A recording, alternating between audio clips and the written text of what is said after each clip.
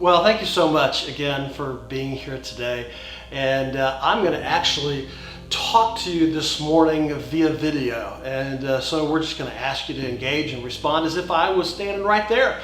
And we're going to have a lot of fun with it. But before we get into today's message about stepping out of your boat, I want to recap, because it's really important to think about the habits that we've been teaching, the habits we've been learning in connection to what we're going to talk about this morning. So let's just go through those really quickly and the little pieces that we gave you each and every week to help remind you of those habits. The first one is to flip your script. And that is, if you want to change your life, you've got to begin by changing your story, the internal story that you're telling yourself. So flip the script.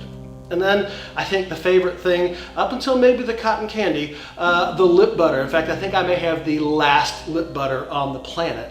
But it's all about kissing the wave. That the obstacle, that thing that often holds you back, it's actually not the obstacle. A lot of times it's the way. It's the way that God has you to go to develop you and strengthen you into the person that He wants you to be. And so kiss the wave instead of resisting the wave. Then eat the frog, talking about taking those daily habits, those things that we necessarily don't want to do, but the things that we need to do to be able to become the person that we need to be, and being able to have those habits work into our lives. And we need to eat the frog. And then we talked about fly the kite.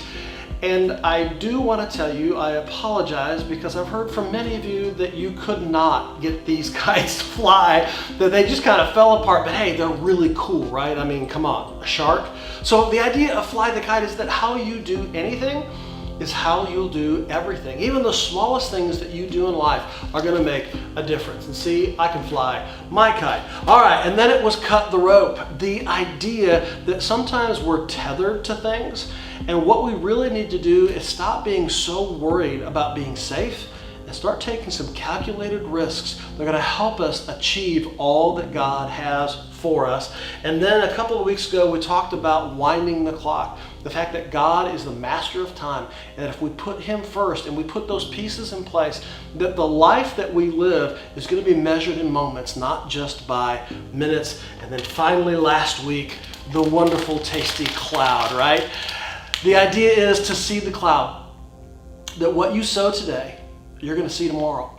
That doing the things that are necessary today, and specifically we talked about the idea of praying. That prayer is one of the most powerful seeds that you can ever sow, that God is going to use to make a difference in your life. And those, my friend, are the 7 habits that will help you win the day. Now I got to tell you, I have ADD. I've been telling you that since day one. I get distracted really, really easily. And quite frankly, if I sat here in this space the entire time and did the entire message, yeah, there ain't no way that's going to happen. So hey, why don't you follow me and we'll do a couple of different extra spots that we'll have fun with.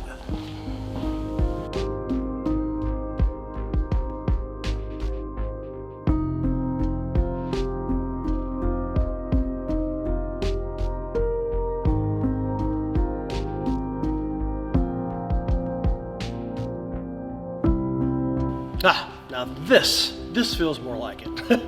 So today we're going to talk about stepping out of your boat. Now, I know you all are like, oh, it's a story, Peter, I heard it a million times. And I get it, right? But I want you to really just kind of pause for just a moment and allow yourself to feel like you're hearing it for the very first time. I want you to experience it like they experienced it, like Peter experienced it, because my prayer is that you would take the things that we've been talking about this entire year, these 7 habits, and you would put them into practice in your life. But here's the thing. Until you're willing to do something, you can have all the habits in the world, they won't make a difference. Until you're really willing to kind of put it all on the line, to take that step, to do something with what God has put in your heart, then nothing's going to change. Everything's pretty much going to stay the same. And as your friend, as your pastor, as someone that loves you, my desire is that your life would be amazing, that God would use you in amazing ways. But for that to happen, you've got to get outside of what you currently are. You've got to do something different than what you've currently been doing, and you have to make a change. That's what we're doing as a church. That's why this whole next series is about what's next for Friendship Church, because we realized that what we were doing wasn't making the difference the way that it used to make a difference. And so we looked around us and we said, okay, we need to do something different, and that's what we're doing. And so my challenge is that you will do it right alongside all of us as a church, and we will make a difference together. But you have to be willing to step out of your boat. Now, I want to begin with a little background before the whole story begins, because here's what's happened up to this point in time. Jesus has just done the miracle of the feeding of the 5,000. It was 5,000 men plus their wives and their kids, so we're probably talking anywhere from 10 to 15,000 people. And then the Bible picks up the story right here, right after that has happened, in Matthew chapter 14, verses 22 through 23. And I'm going to read that for us this morning.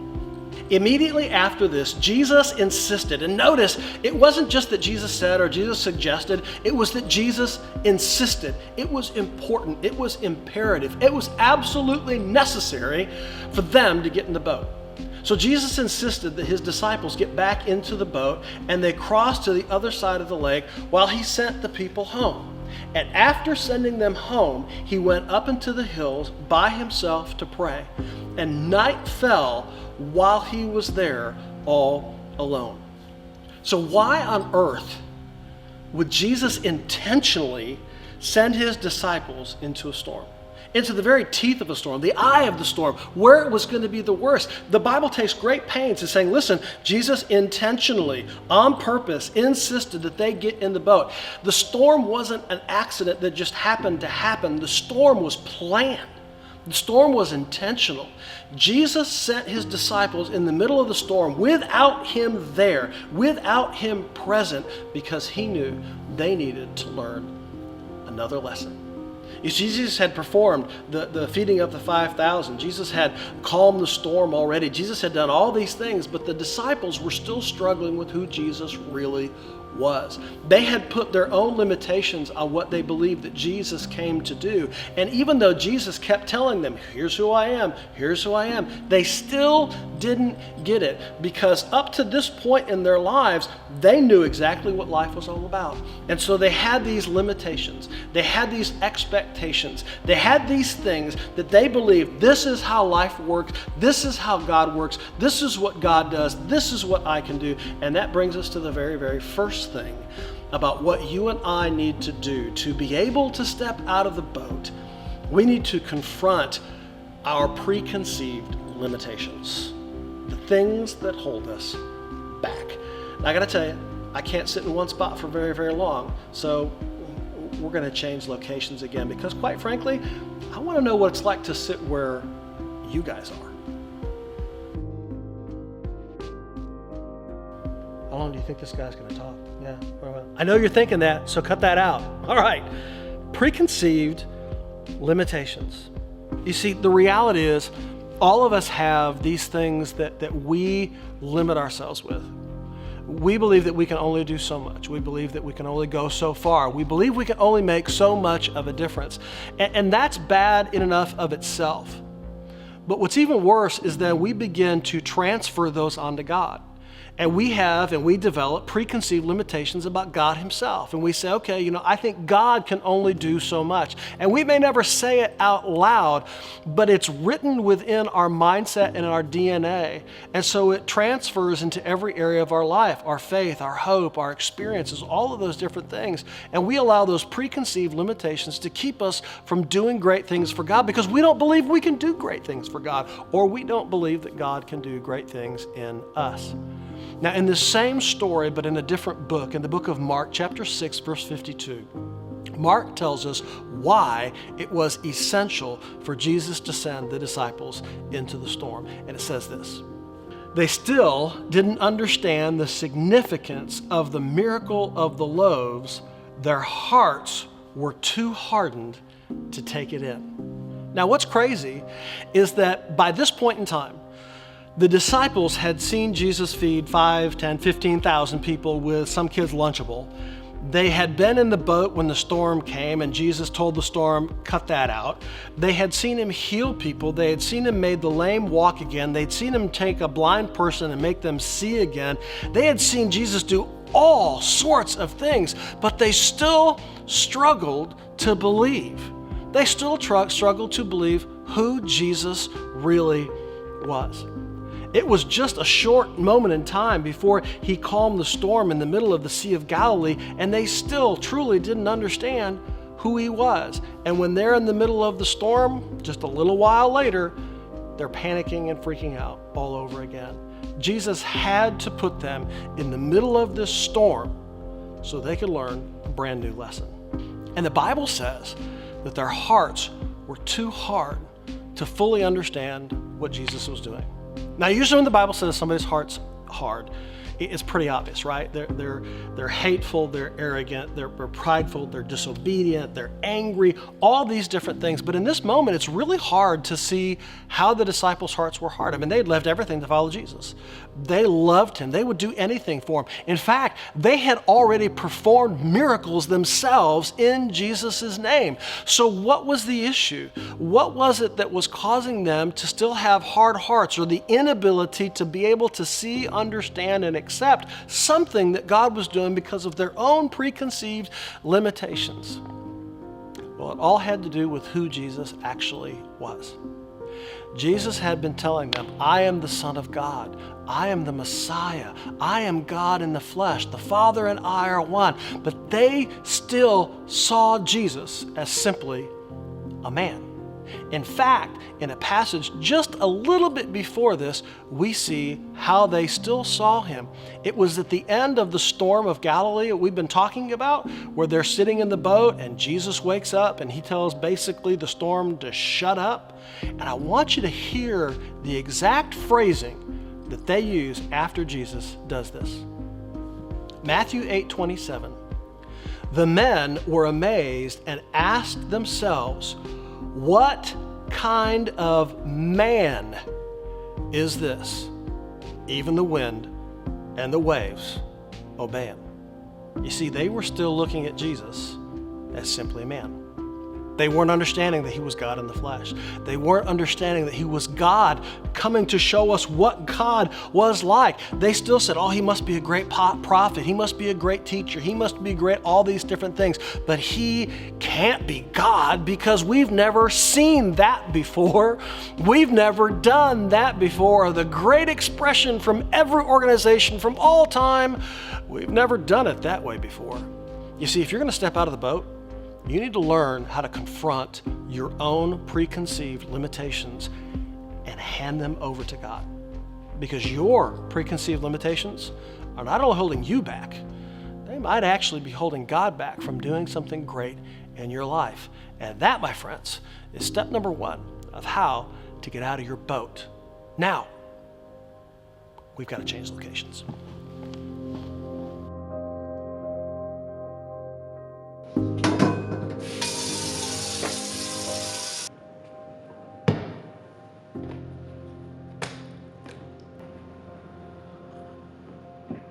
So, this is our boat for today.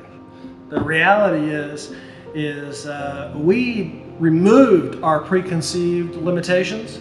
The problem is that the wind and the storm and all the stuff that happened the week that we're filming this kind of messed it up. We actually had a huge boat we were going to be on and film the whole thing, and now we're left with this dinghy. So, this is our boat for today. So we're here at the Connection Center instead of on a boat on Geist Reservoir doing some amazing shots and zooming around, and now we're left with our toy dinghy. But this is our boat for today. So step one of getting out of your boat is learning how to confront your preconceived limitations. The things that you put yourself in, the things that unfortunately we put around God that keep us from doing great things and keep God from doing great things in us. The second thing is this: you need to confirm the voice that you're actually hearing.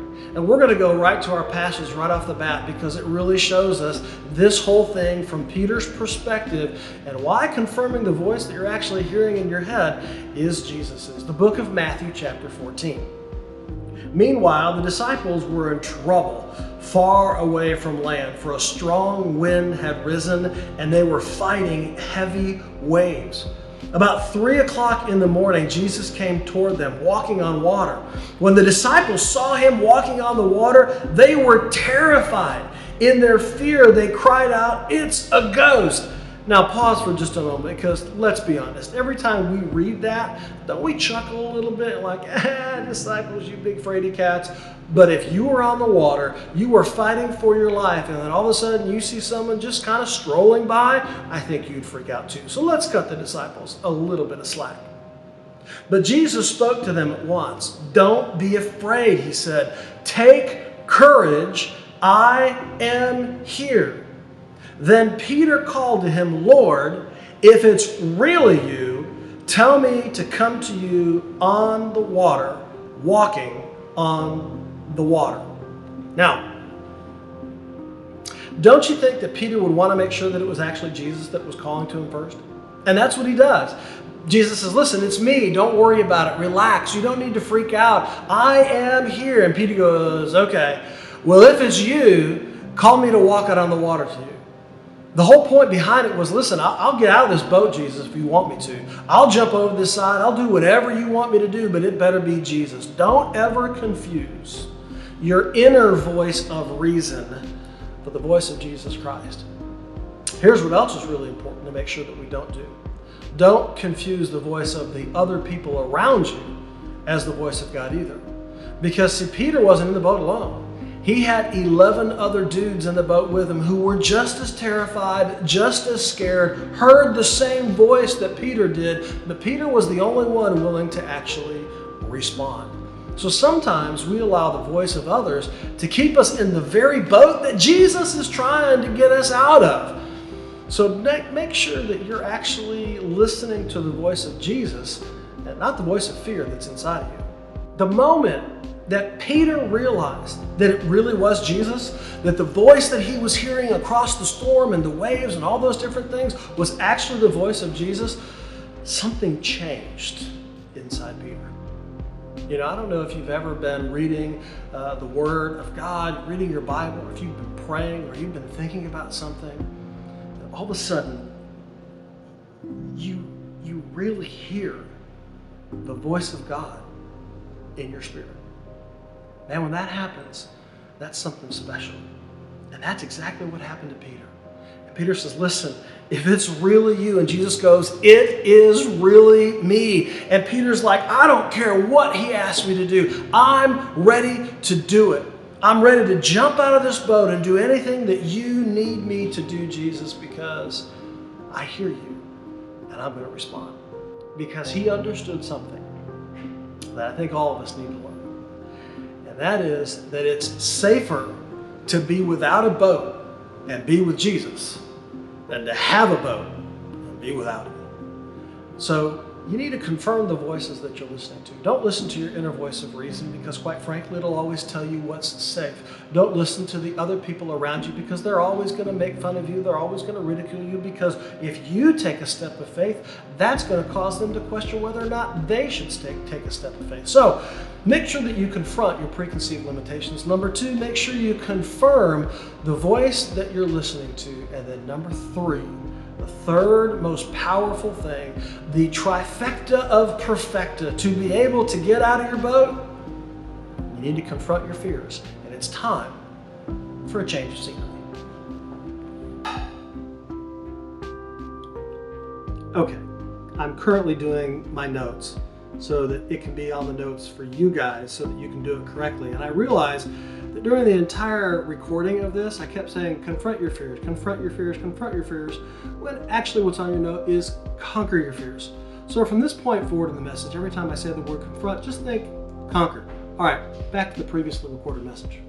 One of my favorite places in the entire church building where we get coffee. All right, so far we've learned that we need to confront our preconceived limitations.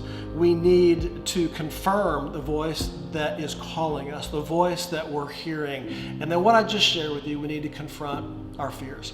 Now, in this idea and in this story, Peter's inside the boat, right? That boat represents something even more powerful. It's very symbolic for Peter than even we can possibly understand, because Peter is a fisherman. His boat is his livelihood.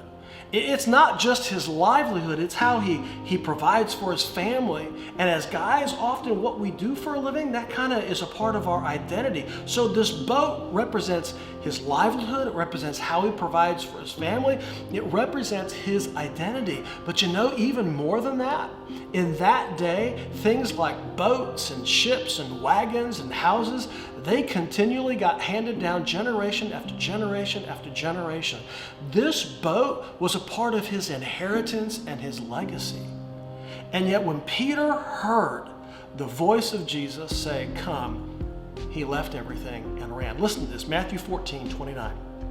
So Jesus said, "Come." Then Peter got down out of the boat, walked on the water, and came towards Jesus. Now I love this. I'm going to stop there because most people jump to the next verse, but I'm not going to, because most people pick on Peter because Peter fell, right? Peter failed. Peter dropped in the water. But you know what? There were 11 other boat sitters behind him, and Peter walked on the water. Now I don't know about you, but I don't know anybody besides Jesus that's ever done that. So that's pretty small company. There are only 2 people in the entirety of the history of the world that have ever walked on water. One was Jesus, who happened to be God, and the other one was Peter.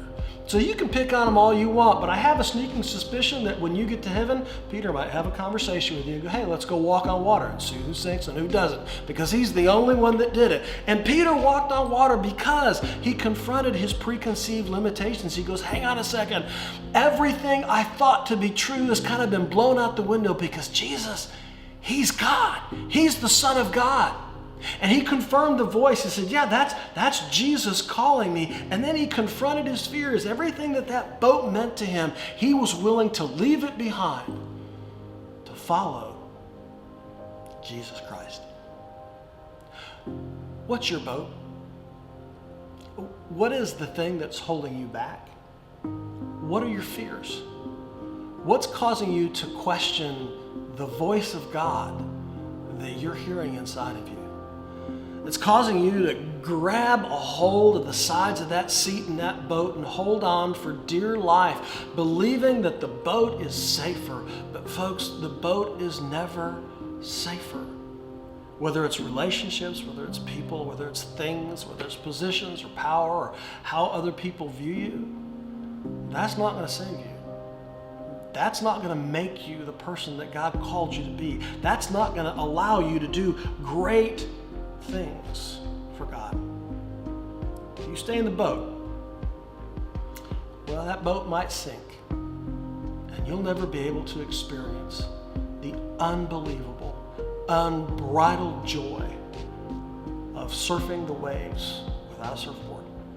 And God has that in store for you. You see, Peter, because he confronted and because he confirmed and because he was able to actually stand and look at his fears and move past them, he did something that just moments before was impossible. He accomplished something that he didn't think he could ever do. And God did something in him that he had never done before. And that's what God has in store for your life. Now, I want to tell you something very, very clearly and very simply, and that's this, that the moment that your brain gets a whiff of the idea that you're thinking of stepping out of the boat of safety and security and comfort and all these different things, it is going to go to DEFCON 5. And it's going to turn all the emotions on, and it's going to start peppering you with all these things. Well, what about the boat? What about the storm? What about what others might think? What if all of this falls apart and I sink? What if I fail? And that is why I love the fact that Jesus allowed it to be recorded that Peter sank. Because folks, there are going to be times when you get out of the boat that it's not going to go the way you think it goes because of your own fault or your own lack of faith. And I want to read to you what happened when Peter did fail. Matthew 14:30-33 records what happens next. But when he, Peter, saw the wind, he was afraid, and beginning to sink, cried out, "Lord, save me." And immediately Jesus reached out his hand and caught him. Folks, I know that the fear of failure can run really deep. The fear of looking silly, the fear of falling on your face is real. But see, if you're out of the boat, you're where Jesus is. And see, the last part of being a wave walker, being someone who surfs the waves without a surfboard, being someone who does something no one else has ever done before and be used by God in a way that God's never used anyone before, has nothing to do with you. It has everything to do with Jesus. Because if you fail, if you start to sink, all you got to do is cry out, and Jesus will catch you. And he caught Peter, and he lifted him up. And then he looked at Peter and he said these words, "You of little faith." He said, "Why did you doubt?" Now, a lot of people look at that and say Jesus was picking on Peter, Jesus was pointing, and I don't believe that at all. I believe it's like when two people are working together and one guy tries to do something and he falls just short of it, and the other guy looks at him and goes, "Oh man, you were so close. You were right there. I was cheering for you. You just fell a little bit short." And I believe that's exactly what Jesus was saying to Peter. It's like, dude, you had it. You were right there. Next time, right? Next time, just have a little more faith. You see, Jesus looks at Peter, puts his arm around him, and here's what's cool, folks. And it's not written down, but just think about it. They weren't in the boat. Peter had already been walking on the water, and when Jesus catches him and brings him up, they got to walk back to the boat. You see, Peter walked on the water and everyone goes, "Oh, he fell through." But then you know what happened next? Jesus caught him, picked him up, and they continued walking on the water together. Now I want you to see, as they get back in the boat, how everyone else in the boat responds. And when they climbed into the boat, the wind died down, and then those who were in the boat worshiped him, saying, "Truly you are the Son of God." Remember the preconceived limitations? Remember those things that they were struggling with, those things that they were fighting with and going, "Man, he's a great prophet, he's a great teacher, he's a great preacher, but he's not God," because you can't be God and man at the same time. Well, after Peter doing all those things and walking on water and walking back with Jesus, the other 11 boat dwellers saw Jesus for who he really was. Because here's the truth, folks. Sometimes your getting out of the boat is just the push that the people around you need to be able to do the same thing. Because sometimes getting out of the boat isn't even about you. Sometimes it's about those around you. Sometimes it's about those that love you. Sometimes it's about the people that don't even like you, but when they see you doing something great and awesome, it inspires them to see themselves and to see God in a different light.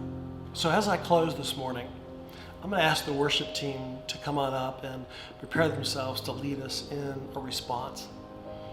But I want to challenge you to ask yourself 3 questions. Ask yourself, number 1, what is my boat? What's my boat? What's the thing that I'm sitting in safely, securely, holding on to for dear life? What's the thing that I see as my source of comfort? I see as my security. The thing that when everything is going on in my life, I see that as my source of stability. I'll give you a hint. When you feel like everything's crazy, it's the thing you run to. So what's your boat? What's that thing that you are going to have to be willing to let go of, to step out of, so that you can follow Jesus Christ? The second question is, what is my storm? You know, Jesus intentionally sent the disciples into the storm so that they would learn a lesson. What storm are you in? Maybe that storm's been God-given. Maybe God intentionally put you in the middle of this storm to teach you something profound that will develop you to become something more than you ever dreamed possible, that will blow your limitations out of the water. But you've been looking at the storm as a negative thing, as a hurtful thing, and you've been questioning God. And yet God goes, nah, the storm is a gift. It's going to help you understand something different about me and about you. And finally, where is your faith? You see, if your faith is in the boat, you're going to stay in the boat. If your faith is in yourself, you're going to only believe in yourself and only listen to yourself. If your faith is in what other people think or believe about you, then you're going to do whatever everyone else says that you should do. And you're going to just kind of go along to get along because, hey, you don't want to be the weirdo, right? Where's your faith? See, the bottom line is there's only one place that you can place your faith that'll actually make a difference, and that's in Jesus Christ.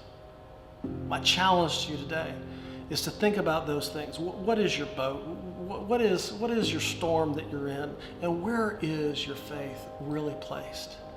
Because only when you place your faith in Jesus Christ can you actually step out of the boat and make a massive difference with the life that God's given you.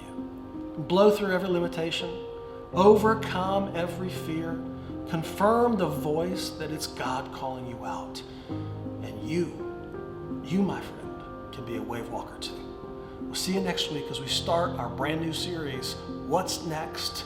Let's dream a little bit bigger.